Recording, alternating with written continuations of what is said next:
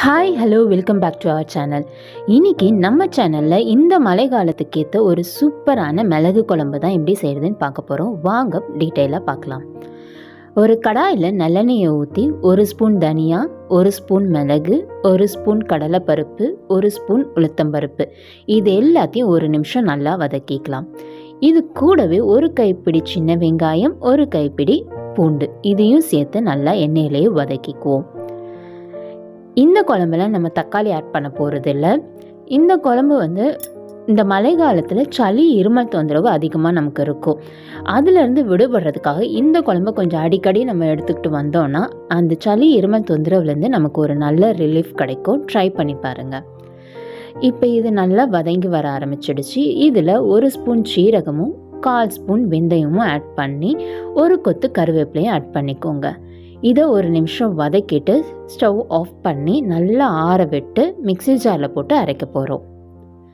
Mixie ஜாரில் கொஞ்சமாக தண்ணி ஆட் பண்ணி நல்லா மையாக அரைச்சி எடுத்துக்கலாம். இந்த மாதிரி அரைச்சி எடுத்துக்கோங்க. இப்போ குழம்பு தாளிக்கலாம்.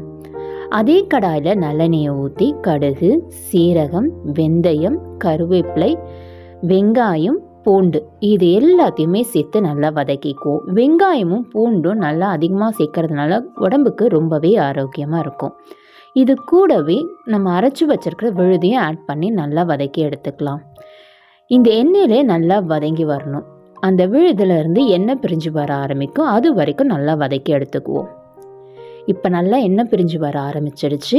இந்த ஸ்டேஜில் ஒரு பெரிய நெல்லிக்காய் சைஸ் புளியை இந்த குழம்புக்கு தேவையான அளவு உப்பு போட்டு கரைச்சி வச்சுருக்கேன். அந்த தண்ணியை இதோட ஆட் பண்ணிக்கலாம்.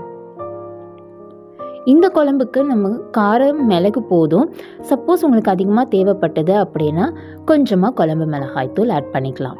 நான் இங்கே கொஞ்சம் மஞ்சத்தூளும் 1 ஸ்பூன் குழம்பு மிளகாய்த்தூளும் ஆட் பண்ணி நல்லா குழம்பு கொதிக்க விட போகிறேன். நல்லா குழம்பு கொதித்து எண்ணெய் பிரிஞ்சு வர ஆரம்பிக்கும். அந்த ஸ்டேஜில் நம்ம ஸ்டவ் ஆஃப் பண்ணிடலாம். இப்போ நல்லா குழம்பு கொதிச்சு வர ஆரம்பிச்சிருச்சு. இந்த ஸ்டேஜில் ஸ்டவ் ஆஃப் பண்ணிவிட்டு சுட சுட சாதத்தோட இந்த குழம்பு ஊற்றி நல்லெண்ணெயை ஊற்றி சாப்பிட்டு பாருங்கள். ரொம்பவே அருமையாக இருக்கும். இந்த ரெசிபி உங்களுக்கு பிடிச்சிருந்துன்னா லைக் பண்ணுங்கள். நம்ம சேனலையும் சப்ஸ்கிரைப் பண்ணிவிடுங்க. இதே மாதிரி நம்ம நெக்ஸ்ட் வீடியோவில் பார்க்கலாம். தேங்க்யூ. பாய்.